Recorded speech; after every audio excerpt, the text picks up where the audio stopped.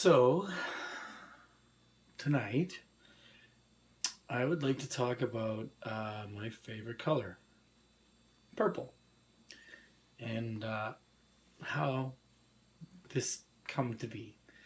So, being a Mopar gearhead and really into muscle cars and stuff as a teen, back in the day, Chrysler had some incredible colors. Plum crazy purple and top banana, and a lime green, and they all had their names and whatnot. But anyway, I was really smitten with the Plum Crazy Purple, and I remember Chris Olsen from Salve when I was a kid had a 70 or 71 Duster that was Plum Crazy Purple, and that car was knock your socks off cool.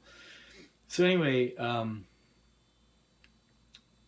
later in life, I would build a bobber, a shovelhead bobber motorcycle, and a young fella would paint the tanks and fender for me at SciAst as part of his training, and we picked out a three coat purple, and it was wasn't quite the plum crazy purple, but it was a really cool purple nevertheless, and it changed three colors of purple. So I'm really all about the purple, but what cemented it in for me for the purple came when I was about 17 or 18. I was watching a news article. Had been two planes collided, and when these planes collided, they showed a map, and they were showing tracing the paths of these two planes, and one was blue, one was red, and then they showed when they collided, and they showed how it crossed, and there was like a section that was purple. It got me thinking. It was like, the same thing could be said for people. So at that time, this is 25, 26 years ago. I'm thinking in terms of men and women.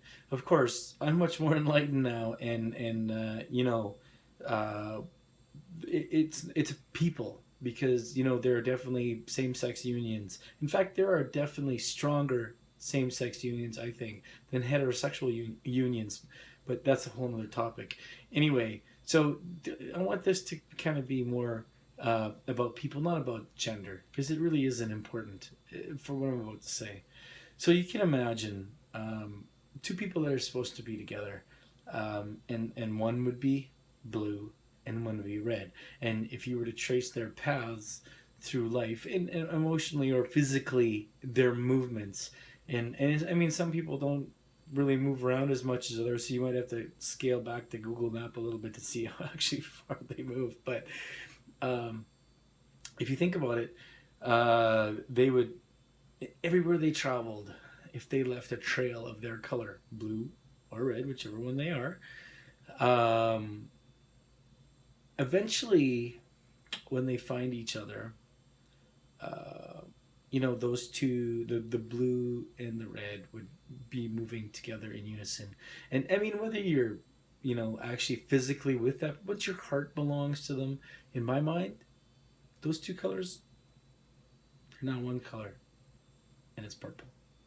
So purple for me is the union, the joining of two people in an emotional and physical relationship, and a very beautiful purple. I mean, purple, but um, I always look at such things with such admiration.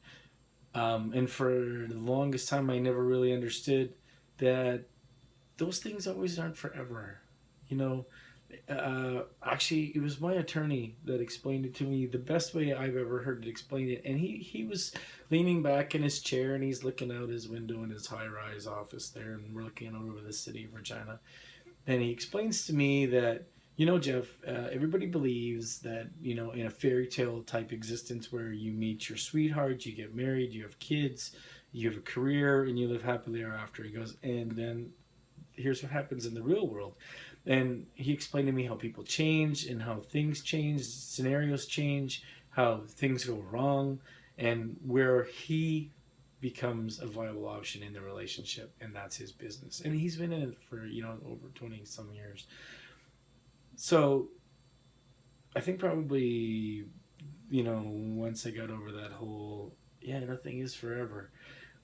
Realistically, you know, I believe in that fairy tale type existence where you would marry someone and stay with them until one of you drew your last breath. And ideally, it would happen at the same time, but who the hell could predict that? And I do know couples, in their 50s that have never been apart for maybe a couple of days. So, what an adjustment that would be to be purple for so long and then, maybe be a blue and a red. And, depending on how young you are, you might have to look for the other color again. But that is essentially life. You don't get to choose how long you get to stay or who you get to stay with. But my advice is to enjoy the purple as long as you can, and do whatever you can to maintain that. Because it's kind of lonely being a blue or a red. It's such a nice existence when you're purple.